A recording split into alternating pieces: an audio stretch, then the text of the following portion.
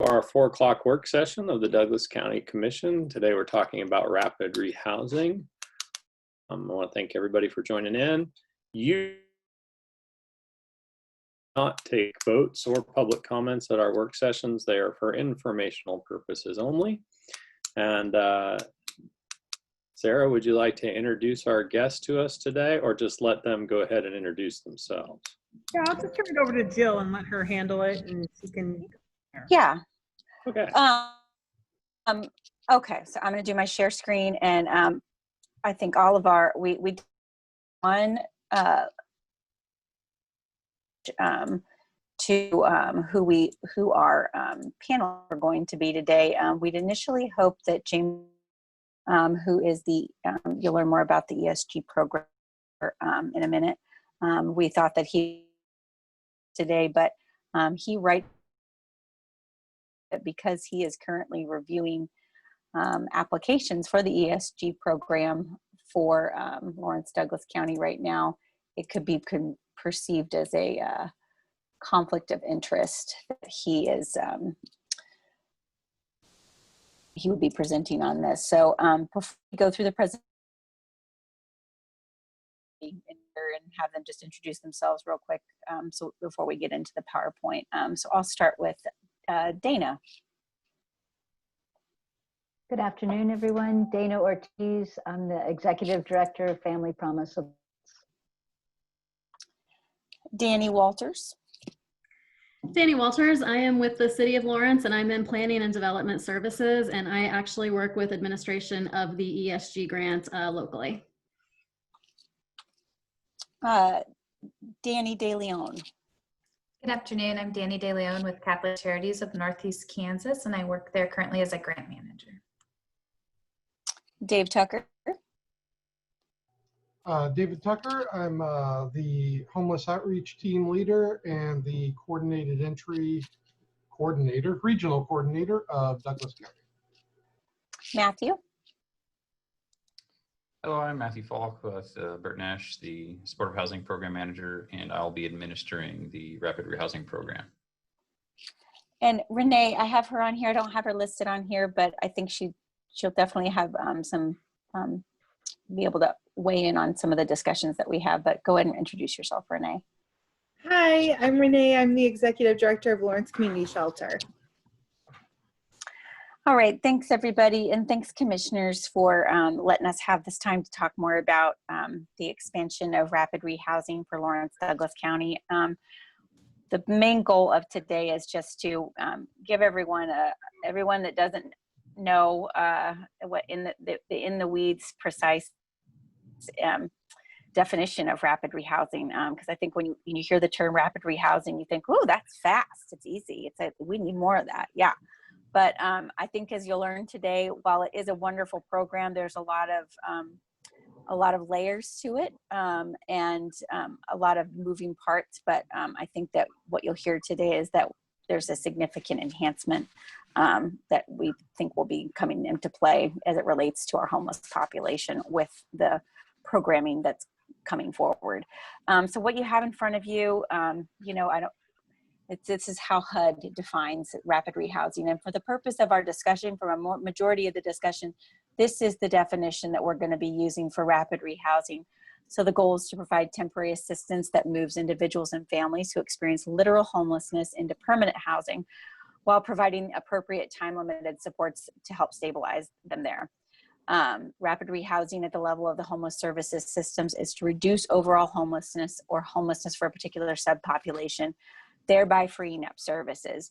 I think what you might hear from folks like Renee and Dana at different parts of this conversation is that this is rapid rehousing is a key tool in the toolbox of the emergency shelter partner organizations. Another definition, the Alliance to End Homelessness. Rapid rehousing is an intervention designed to help individuals and families experiencing homelessness return to housing return to housing in the community and not become homeless in the near term. Core components, I think you'll hear this in the conversation today. Housing identification, move-in and rent assistance, and the case management and service part. I put in italics, that this is the minimum part of a program. And what you need to have an effective rapid rehousing program, I really think is what you'll hear. I think Dana's really going to bring that home along with our other partners when we talk today. And at this point, I think is where I indicated I was going to hand it off to my partner, Danny Walters, to talk more about how does rapid rehousing play out in Kansas with the Kansas Housing Resources Corporation. Good afternoon, everyone. Yeah, I'm just going to talk a little bit about what the Kansas Housing Resources Corporation does, and then kind of how their programs tie into our community. So it's really difficult, if not impossible, to talk about rapid rehousing in Kansas without talking about KHRC, which is Kansas Housing Resources Corp. KHRC is truly the go-to agency for housing really in all forms for the state of Kansas. And their office administers programs that really cover the full spectrum of housing, from homeless services to residential development. Their programs are available to cities and counties and also eligible agencies in the state. And really within KHRC, their programs include the state's allocation of the Home Investment Partnerships Program. The city has an allocation as well, but the state also gets one.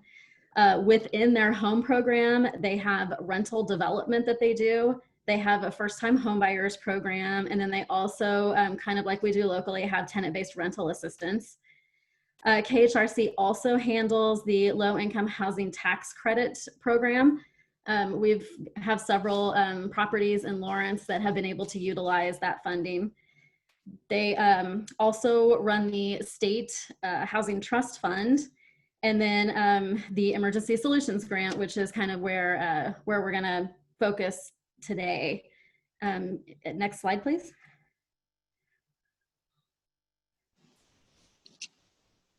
Is it this one, Danny, or let me go to the next one? I think that one might be right. Okay. Is that slide 5? Yes. Okay. So the ESG program is funded through HUD, and the funds are made available to cities and states on a formula grant basis. It's authorized under the McKinney-Vento Homeless Assistance Act as amended by the S896 HEARTH Act of 2009, and I'll talk just a tiny bit about the HEARTH Act here in just a second. But in Kansas, there are 3 formula grantees, which is the state of Kansas, Topeka, and Wichita. So kind of as you can see on the slide here, ESG is broken down into 4 major categories that serve those that are homeless or at risk of becoming homeless. So what the ESG grant covers would be emergency shelter, including operations and essential services, street outreach to engage unsheltered households, rapid rehousing, which we're talking about today, and then also a homelessness prevention component that really does kind of filter in nicely with the rapid rehousing piece. Next slide.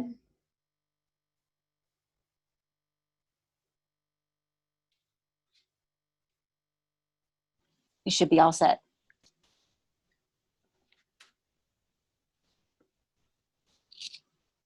Are you on 6 now? I am, yeah. Sorry? Can you hear me? Yeah, I am. Okay, gotcha. Okay, so for purposes of ESG, those that are eligible for assistance are families or individuals who either lack a regular, fixed, adequate nighttime residence, those who will lose their nighttime residence within 14 days, youth under 25. So when HUD talks about youth and homelessness, they are talking about basically ages 24 and under. So either youth under 25 or families with children who have not had a permanent housing situation in the past 60 days. And then also those fleeing or attempting to flee domestic violence. And then next slide. Okay.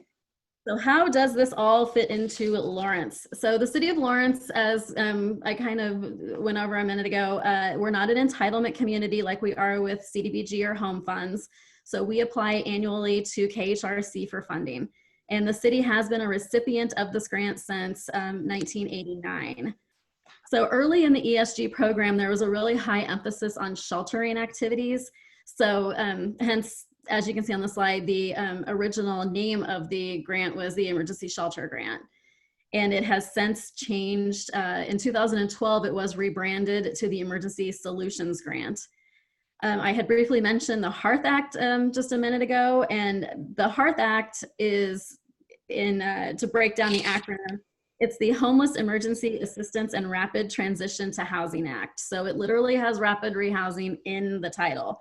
So as the HEARTH Act came down and programs kind of changed within the homeless programs in HUD, rapid rehousing became a pretty essential piece of the ESG grant. It kind of more shifted from that shelter component and more into the housing component. So while there's still a shelter component that they're looking at, there's more of an emphasis on actually moving people into housing. So as you can kind of see on here, we've worked with a couple of different agencies to deliver the rapid rehousing program. And we're working in collaboration with the Balanced Estate Continuum of Care, which I think you'll probably hear some about coordinated entry as today goes on too.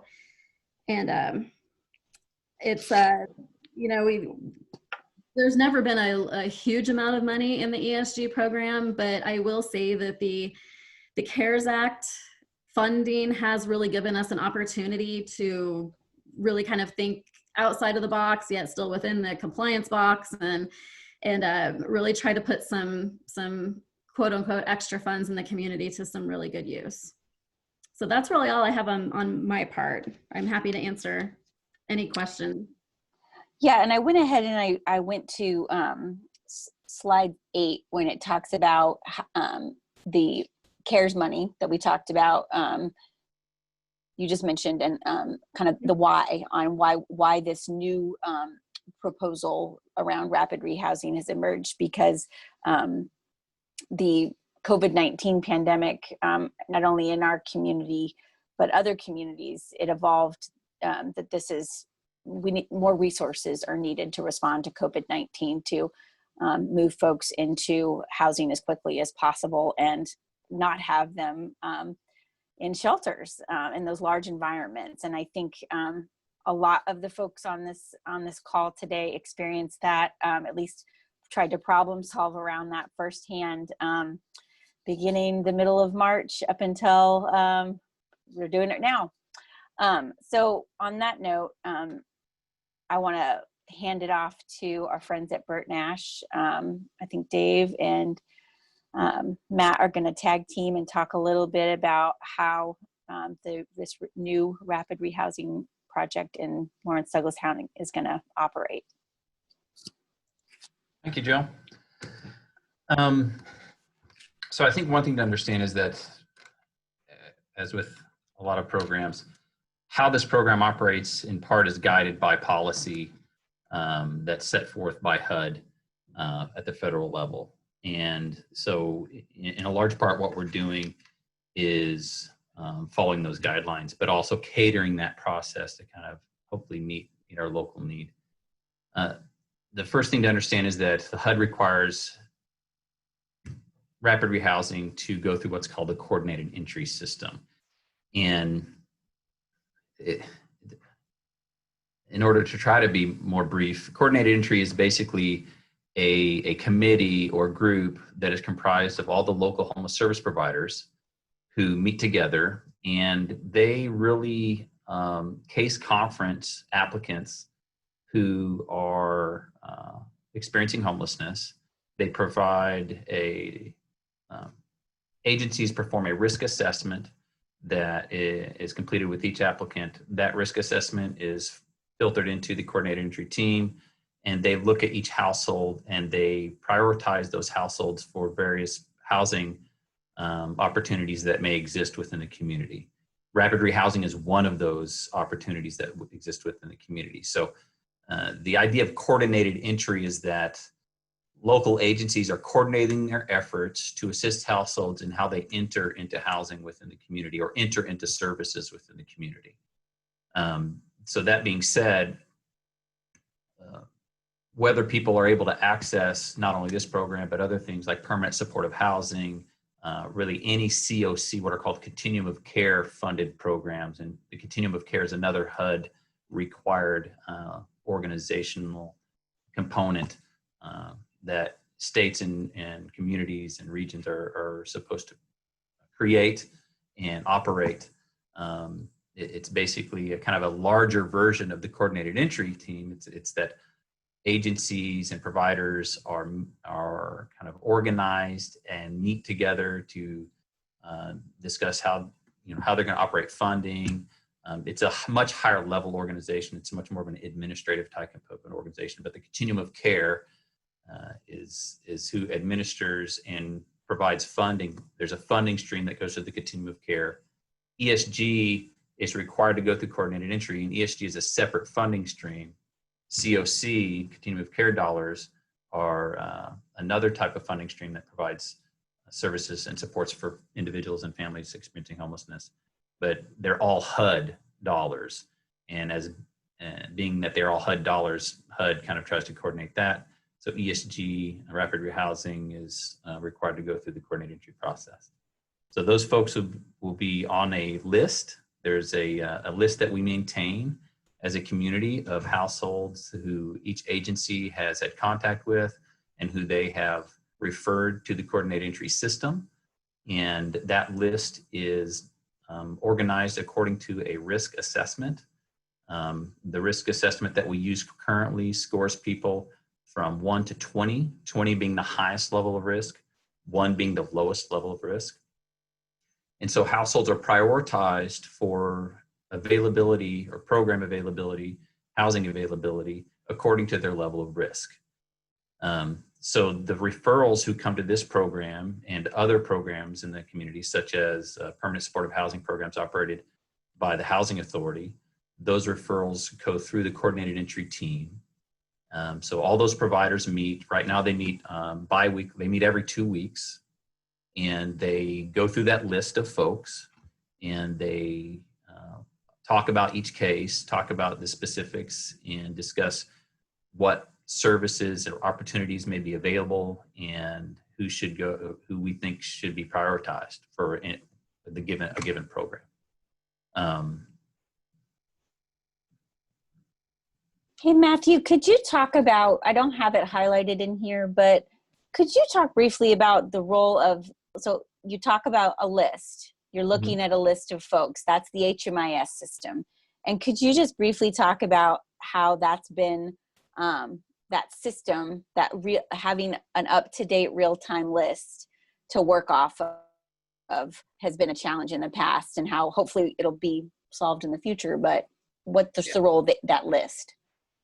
I think the major challenge of coordinated entry, even though the idea is that service providers are coming together and they're discussing cases, they're discussing their clients, and they're looking at who has higher needs, because there's an actual referral process that has to go, eventually has to filter down into the coordinated entry team, that kind of creates a wrong door in some way. No matter how widely we spread this service, there's a correct door you have to go through in order to get on the list. And that means not necessarily everyone in the community can just walk into an agency and say, I want to be, I mean, they can, they will, and eventually they'll get to an agency who does that. But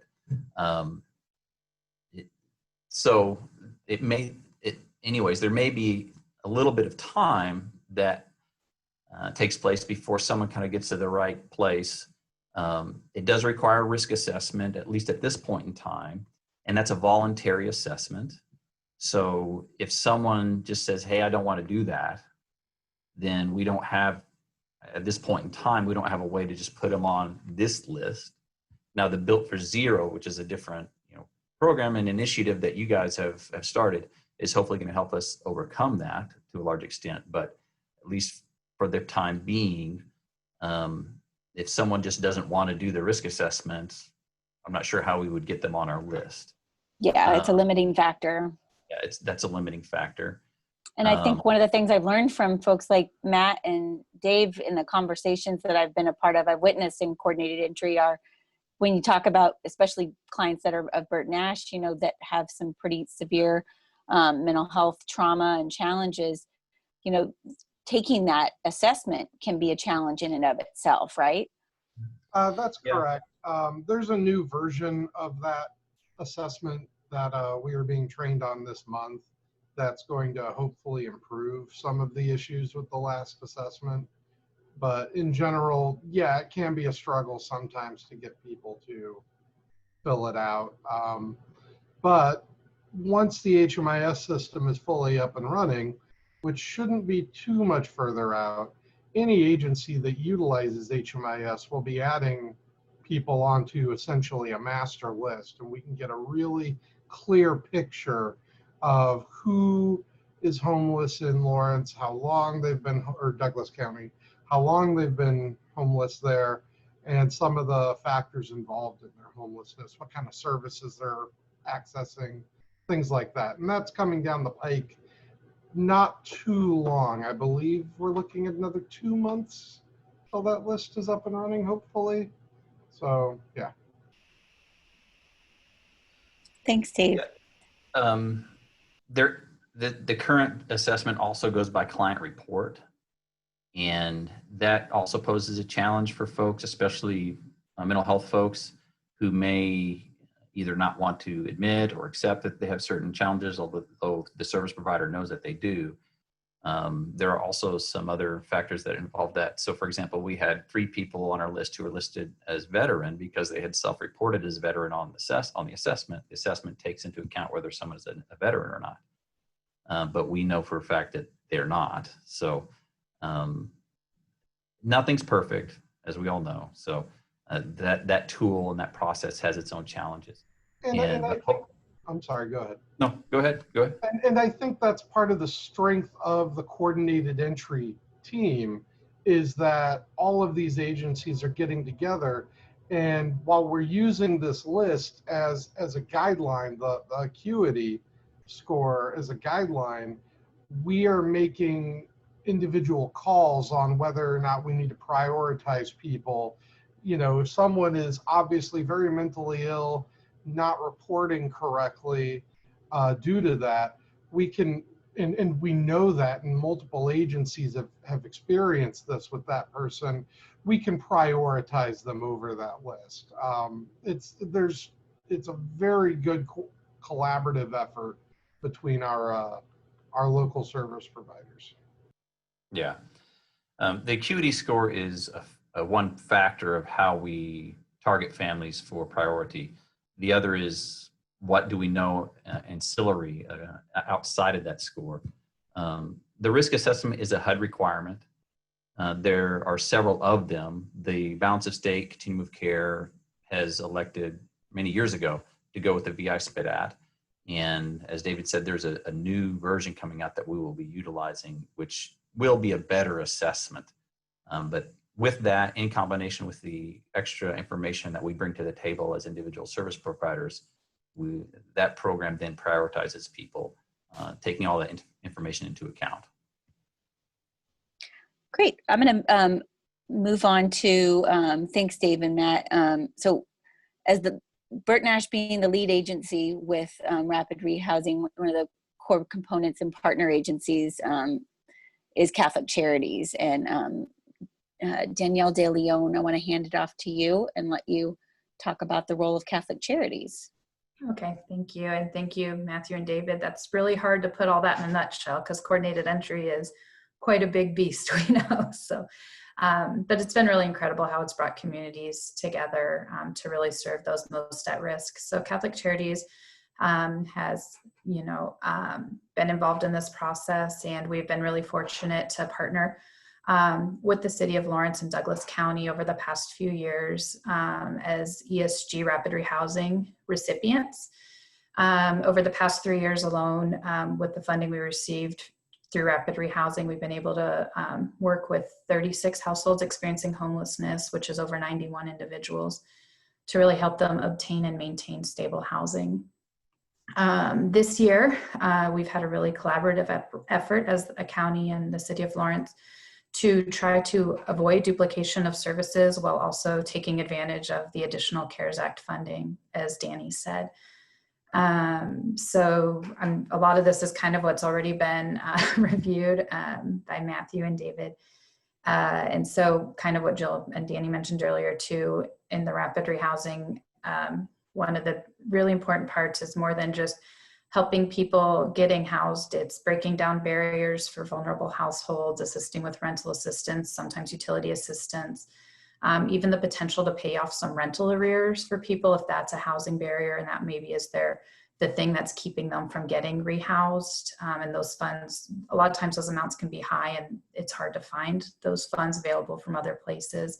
So that's really fortunate thing sometimes that can be included with this grant.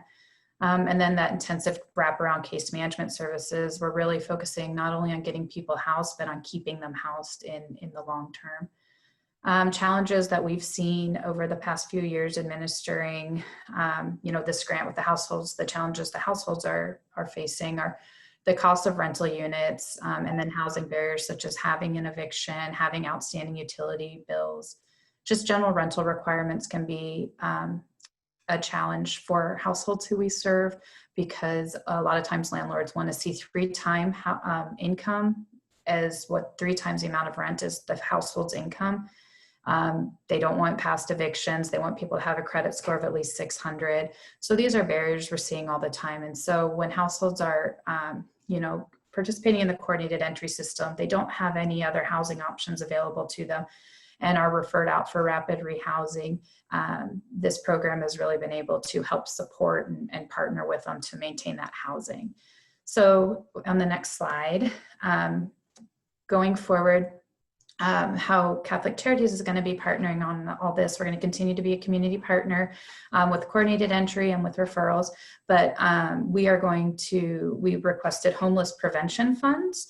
And so homeless prevention funds are, homeless prevention funds are a little bit different than rapid rehousing funds because families do not have to be literally homeless in order to qualify for them. So as they are called, they are there to prevent homelessness. So if a household has received an eviction order, or if they are doubled up with somebody else, so that's not literal homelessness, but especially in times of the current pandemic, having overcrowding is really dangerous for health if people are needing to quarantine or self-isolate, and there's a lot of people living in one spot.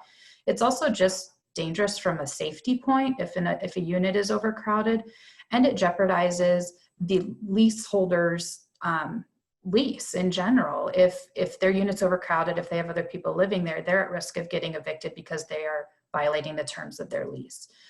So homeless prevention funds meet an important need for families who are at this imminent risk of homelessness, and they do not have the supports, the income, or any identified place to go, but yet may not qualify for rapid rehousing because they are not yet literally homeless. So they're falling kind of into a difficult gap. So Catholic Charities will be partnering with various agencies, including Bert Nash and Family Promise and other agencies from Coordinated Entry and throughout Douglas County to offer homeless prevention programming. Our hope is that by reducing duplication of services, so not having multiple agencies offer rapid rehousing, that's kind of going to be done through Bert Nash. We'll do the homeless prevention, and then we can have really open communication with each agency through Coordinated Entry to really target the funds to the families who need them, who are identified as the most high risk, who truly do not have any other resources or support. Through homeless prevention, funds can be used to help households maintain their current unit if that's possible. The landlord is still willing to work with them if the unit is safe, or it can be used to help them obtain new housing if they're not able to stay in their current unit for whatever reason. And we will operate the program similar to rapid rehousing as far as the case management component. So individualized wraparound case management services that really work towards helping households stabilize in permanent housing and work towards preventing future episodes of homelessness. Thanks, Danny. Okay, and to kind of round out our presentation, I want to, before we do questions and just any discussion, I want to hand it off to Dana Ortiz of Family Promise to offer some perspectives Okay, thank you, Jill, and thank you everyone for spending some time with us learning this important aspect that we have in our community. So rapid rehousing is, as Jill said, a tool, one of many tools to address homelessness in our community. And in order for it to work really well, it must have supportive case management services. That's just critical. We can have funding and we can throw funding at the problem, but it's really that supportive services that really helps families and households stay housed and not just cause a mill through.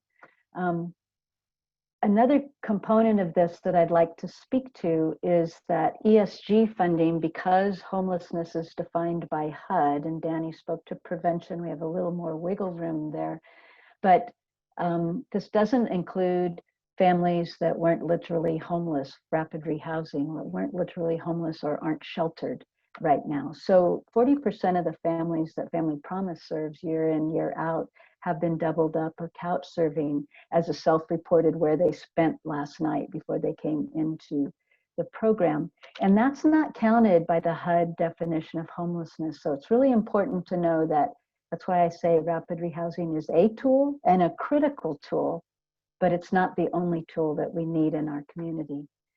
Couch surfing doubled up can often be a gateway to chronic homelessness. It can be a gateway to trafficking, holding something. I'll give you use of my couch if, and abuse and a lot of horrible things that we don't like to think about, but people in our community are subject to, especially our little vulnerable people. The U.S. Interagency Council on Homelessness just issued last month their 6-month COVID response on homelessness and how it's impacting it. And they cited critically that there's work yet to be done with families and children and youth because much of them are not eligible for the ESG funding assistance through the CARES Act. So we really do need another level, another set of tools in our toolbox as a community to protect some of our most vulnerable citizens. Next slide, please, Jill.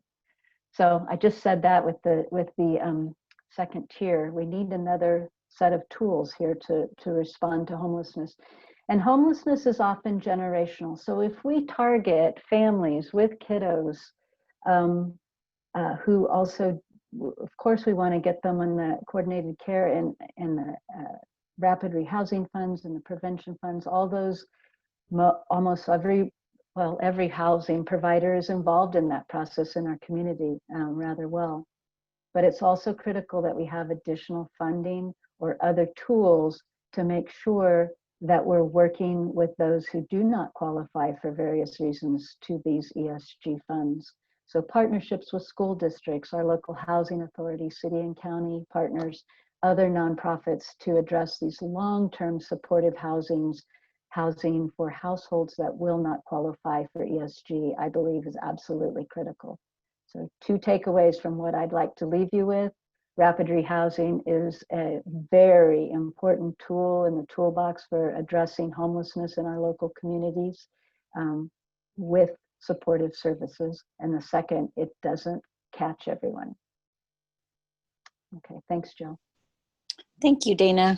One thing I'll just add before we open up for questions is, I think one of the main reasons why we wanted to dive into this issue of rapid rehousing is largely, it was a need that was articulated in a request that came to the county as part of our budget process from the shelter. And I think one of the tools that when Dana speaks to having some additional tools in our toolbox that offer a little more flexibility that don't fall in terms of falling into those HUD guidelines is what Renee and the shelter were looking for in terms of how they can work more effectively to divert folks or move folks out of the shelter and into some more permanent solutions. So I want to let Renee chime in a little bit here about how the proposal that she brought to you all as part of the budget process this year relates to this conversation, and then open it up for questions. Thanks, Jill. That's really awesome. And thanks to all of my partners who provided a really great snapshot and overview of what we're doing right now around rapid rehousing, because we've just identified that as a really essential strategy over the last 4 months for navigating the COVID crisis. So I want to say that what we have done over the last Whoops, I don't know if we lost her. Just like that, she was gone. Yikes. Well, we'll give her a minute to hop back on, but Matt had mentioned the Built for Zero project, and you know, the role of the HMIS system that David mentioned. That's going to be, it's a new system, it's a new data management system that'll be coming online here in the next couple of months. You know, having that real-time information accessible, and with all the community partners having access to it and being able to enter into it is kind of a core ingredient in the Built for Zero process that we're working through. Maybe having some more short-term solutions with the data team at the Built for Zero project. So that's something that we're working towards as well. I'm not sure if Renee comes back over. You may need to move her back in. Robin. Oh, there she is. Okay, hold on. I'll move her back over. Let's see. Okay, Renee, you should be able to talk now. Okay, can you guys hear me? We got you. I'm so sorry that my computer died literally right as I was talking. I would love to see all of you guys in the flesh sometime soon. Like, it's just the Zoom struggle. Anyways, so yeah, I'll keep it quick. Like, thanks to partners for providing that summary. And we've expanded by, you know, probably like 3 or 4 or 5 times the amount of rapid rehousing assistance that we are administering in the community since the onset of the COVID crisis. And the impact on the shelter has been profound. So in the, you know, 6 months that I was here before COVID, one of the things we've been engaged in ongoing conversations is how do we get people exited from LCS, and that our length of stay was very long. And what we've seen is that just by having this tool available, we've been able to exit 52 people to permanent housing. So that's since the beginning of the year. And the vast majority of those people have been since the onset of the stay-at-home order. So I've already seen in just 4 months, you know, now we're at the halfway point of our year, and in just 4 months, like, we're tracking to exit the most people to housing that we have in a year from the shelter in a long time. And so I guess our ongoing need is just to make sure that the support that's provided to people who are leaving is a long enough, flexible enough tool of rental assistance that can keep them housed and prevent them from receding again into homelessness. And also that people who are receiving this rental assistance have the right case management support. So that's a really crucial piece. As Dana said, people who are living doubled up can't necessarily access rapid rehousing. They can access homeless prevention money that Catholic Charities is giving out, but those funds, the ceiling on those funds is typically $1,000. And Danny, you can correct me if that's going to be incorrect for what you're going to administer. But rapid rehousing can be a lot more money than that. It can be anywhere from 3 to, in some programs, 24 months of assistance. And the difference between administering 1 to 6 months of assistance and up to 24 months of rental assistance is a case manager. So you really have to have a case management tied into your rental assistance to get the maximum impact, to adhere with fidelity to the evidence-based model, and to ensure that your rapid rehousing program is successful. So I think that's something that we, and Matt, you can provide an update, but that's something that with our current plans to administer rapid rehousing with ESG money, if we get it awarded, that I haven't really gotten a firm answer on is who's going to provide the case management. So typically it would be the agency that's administering the assistance would provide case management. And I'm not sure that we've ironed out yet that we're going to have supportive services in place for folks. So that means we won't have as long of rental assistance available. And if folks are struggling and they come to the end of their term of rapid rehousing assistance, then there's nobody there to help them troubleshoot so that they don't become homeless again.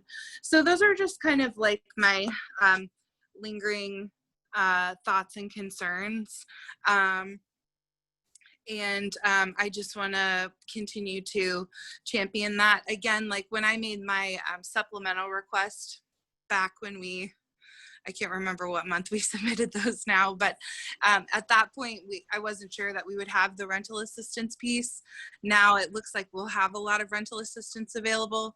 And then the question is really, for me, who's going to provide the case management? So Renee and everyone else, a part of our request, if we're awarded our request, I was requesting funds to hire a case manager only for rapid rehousing.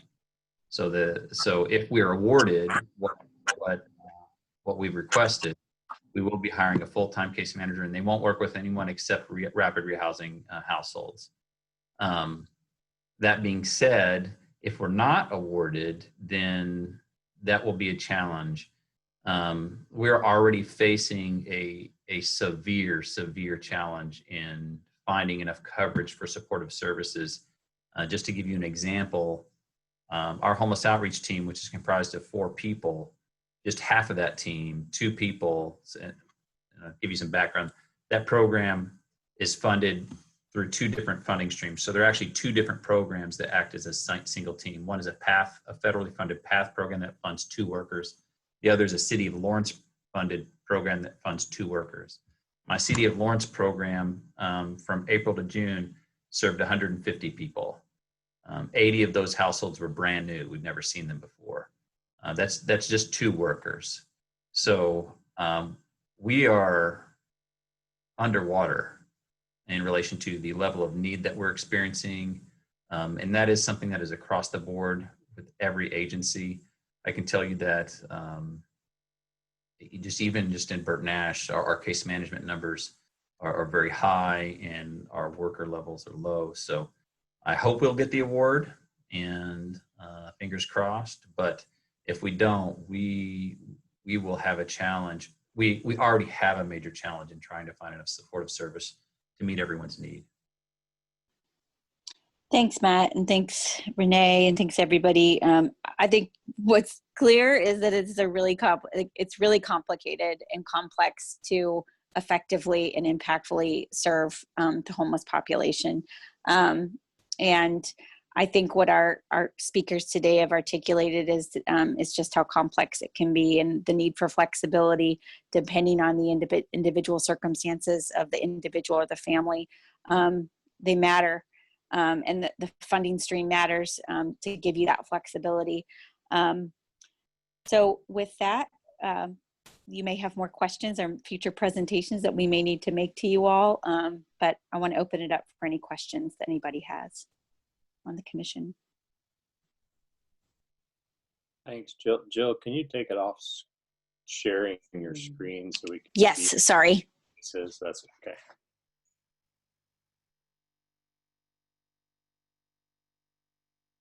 While she's doing that, I guess I'll start with my first question, and I think it might be for Dana. Dana, you talked about how we don't catch everybody with these programs. We're still, and I think that was some of the flexible money that the shelter asked for, or it's just some flexible. Do you have an idea how many people or families always struggling to get an accurate count. That comes up a lot, but do you have any idea how many people and families need, just don't fit into any of those, and we just need flexible, supportive assistance for? Yeah, I know that year in, year out for 10 years, about 40% of the families calling in need of services we end up being able to help were doubled up. So they, at current, wouldn't qualify for ESG rapid rehousing funds. Then there's the additional risk assessment that Matthew and David both spoke to. In our area, it's the VI SPDAT. Those folks, it's a self-administered test by a case manager. Many of them will present not as serious as the issues are and have a lower score, so they may not qualify on the ESG funding because they're through the coordinated entry process on a bi-weekly basis. We have those conversations with agencies. We present additional information besides that one system. They have family promise families served, maybe 15 to 20% of them would qualify for rapid rehousing ESG funds the way they've been administered in the past. And then that leaves the other, a whole 80% that need some other funding source. Many of those will qualify for transitional housing vouchers through the Housing Authority. About a third of them will not for various reasons. And according to the most recent data from the National Low Income Housing Coalition, to afford the average 2-bedroom home in our apartment in Kansas, this is Kansas and Lawrence's and Douglas, an hourly wage of $6.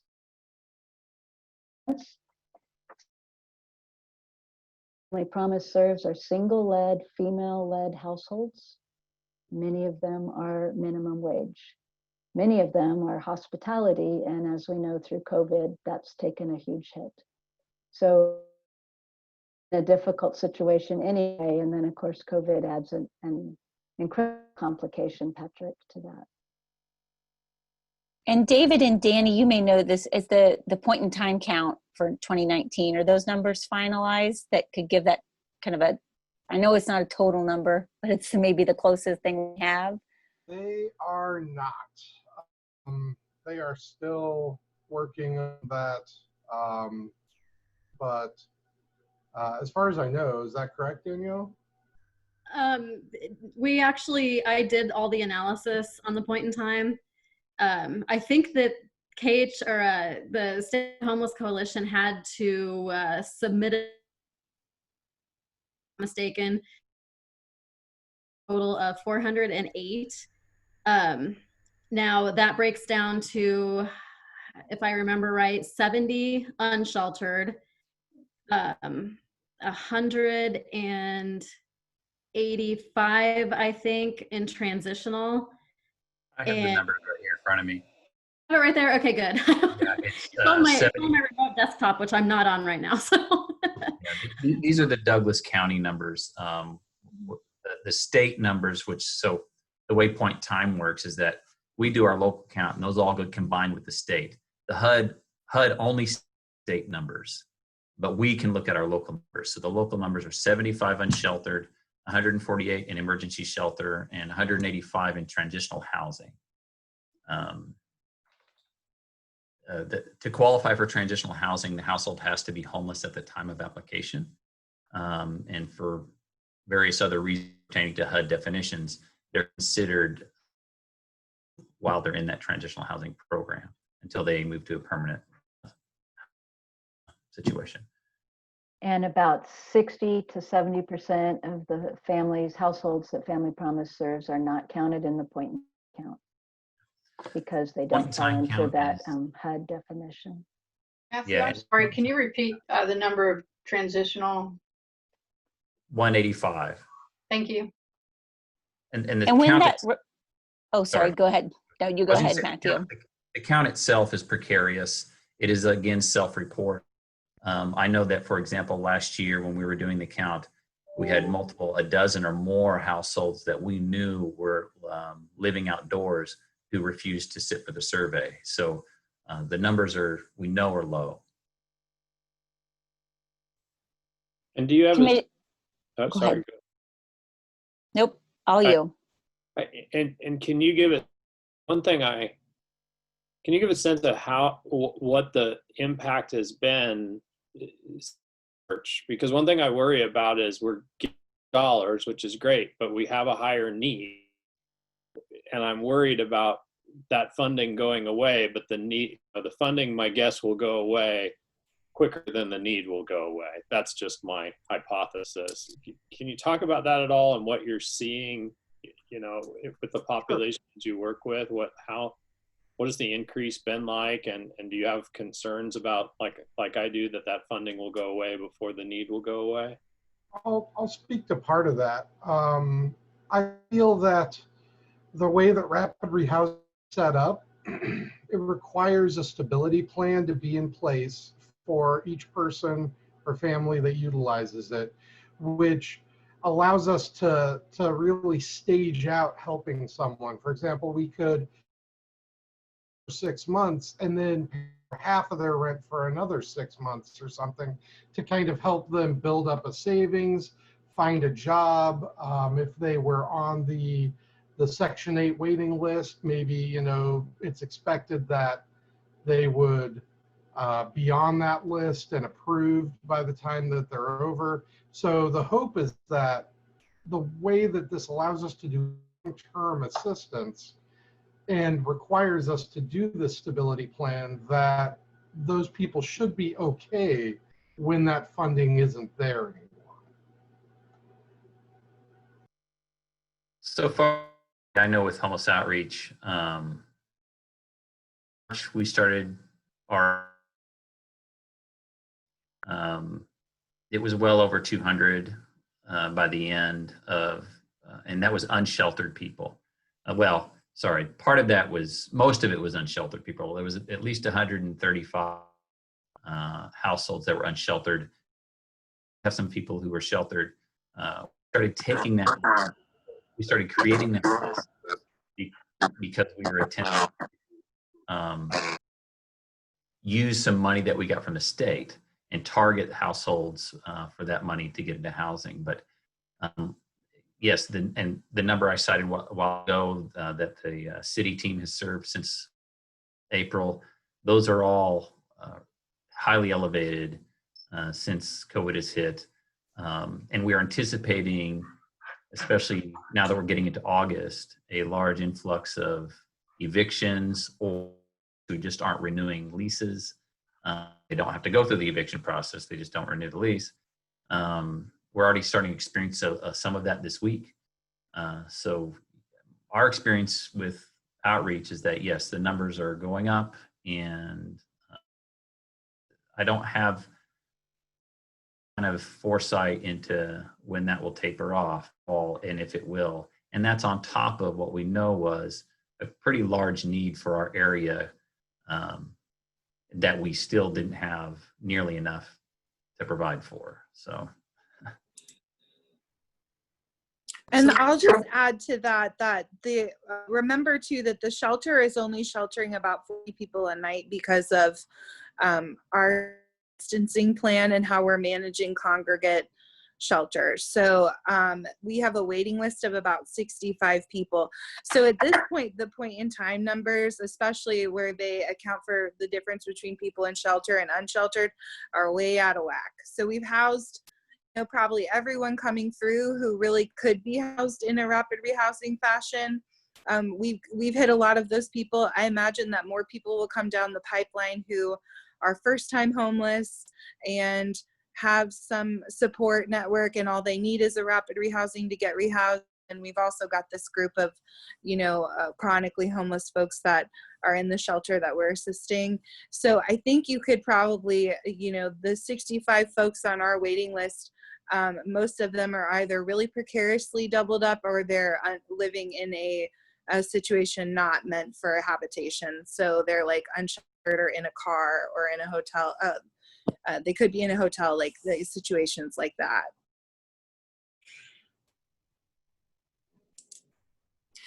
Um, so I just have a couple really quick questions. And the first is, are you all planning to provide this presentation to the City Commission? It just strikes really important information for both of our governing bodies, especially with their, their interest in housing and the staff that's dedicated to this special kind of housing issue, as well as especially since they help fund that homeless outreach team. This is really complicated, hard stuff, and I think it's important for all of us to understand just how difficult it is and how complicated your work is. So I guess that would be my question and request, if there's any, you all could present the same information to the City Commission. I think that would be, I hope that would be welcome information. And then my other question is, I'm still a little confused about what the difference is between Built for Zero and the Rapid Rehousing Program, and because it sounds to me like they're going to be essentially identifying people for the same reasons, doing the same work, but not able to use that work for both programs. Actually, we can use the work for both programs. Okay. Part of what we're doing with this coordinated entry list is we're in a way, we're helping build that master list that Built for Zero kind of wants to have happen. Bingo. Yeah. They do actually work very well together. Built for Zero is more of a long-term look at how we can address the systemic homelessness in our city. Rapid Rehousing is a program specifically just to get people housed, but that coordinated entry team list does work with the Built for Zero as well. And once the HMIS system is set up, with the coordinated entry team is going to master list officially for Built for Zero. And one thing I want to call out is that the role of Bert Nash, and in particular David, in supporting the coordinated entry system is huge, because they are the lead agency. They host the meetings, they organize the meetings, they make it a priority, along with the hundreds of other clients and things that they have to do every day. In a lot of communities, just the function of being the lead agency and managing coordinated entry would be a full-time job. I think it could be a full-time job if a magic pot of money was available to underwrite Dave's work or somebody else at Bert Nash or another agency, but that's not the case. But so I think the fact that now coordinated entry, just the fact that coordinated entry has been rekindled in the last year, now it's every 2 weeks rather than once a month, and the level of discussion and problem solving and sometimes celebrating that happens in those conversations, it's remarkable. And so that's why when COVID hit and Bert Nash found out that they got what was a magical pot of money, I think the $50,000 that came from KDADS to begin the work of placing those identifying those precariously, or the unsheltered, folks that had underlying health conditions and getting them housed.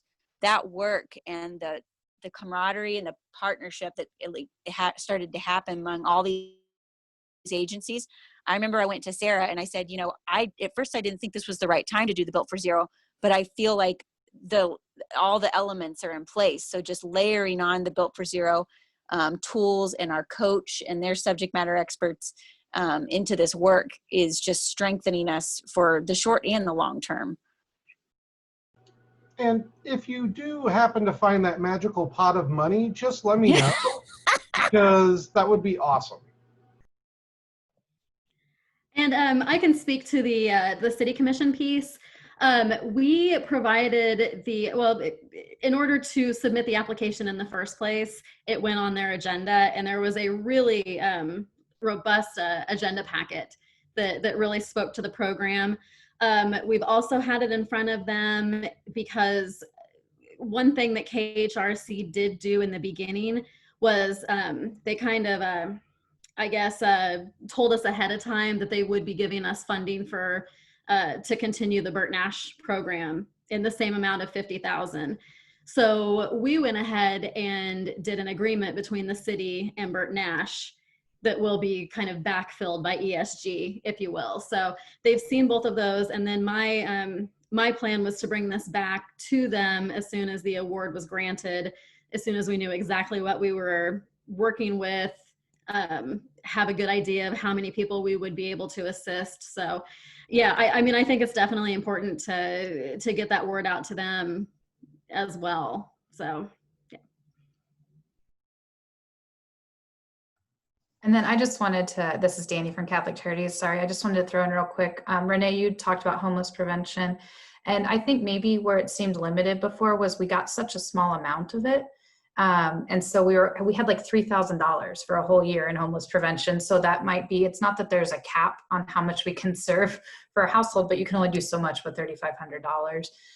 So this time with the CARES Act, we asked way more than that. So we'll see what happens. We're really excited about it because again, it is filling a really, really important gap, and it'll be filling it at a level like we haven't seen before. And so once someone is enrolled in homeless prevention, the rest of the services look exactly like rapid rehousing. It's the same wraparound. We can pay the same, up to the same amount of rental assistance. I mean, it's on a case-by-case basis, so we can really work in that coordinated entry to identify what level of support, work directly with the household. So with more funding comes more potential to really help people stabilize and to serve more people who are in that imminent risk of losing their housing. So we're hopeful that that comes through.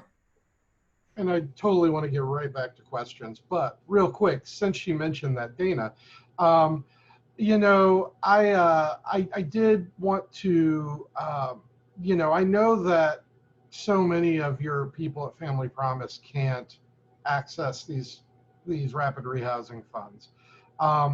That's why I really want us to work really closely together in those coordinated entry meetings to find those who can access that money, take care of them as quickly as possible, prioritize them, because that's going to allow you to expend your resources on those who can't access those better. And that's I think the real goal and strength of that coordinated entry. Oh, 100% agree. Thank you, David, for clarifying that. And that's what we've been doing and getting some good results and getting families housed that way. So that's great. But I just want the commission to understand it's one piece of the puzzle and there's others. And as Renee mentioned, others that perhaps haven't experienced homelessness that are calling us now because they don't have August rent and they don't have a job. Absolutely.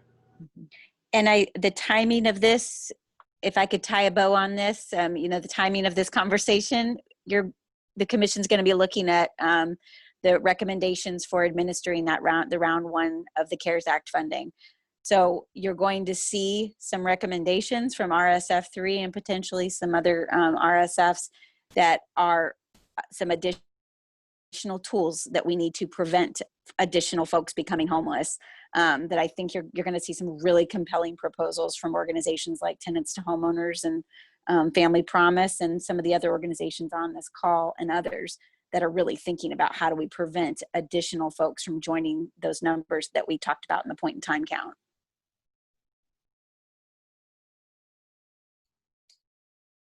Any other questions, commissioners?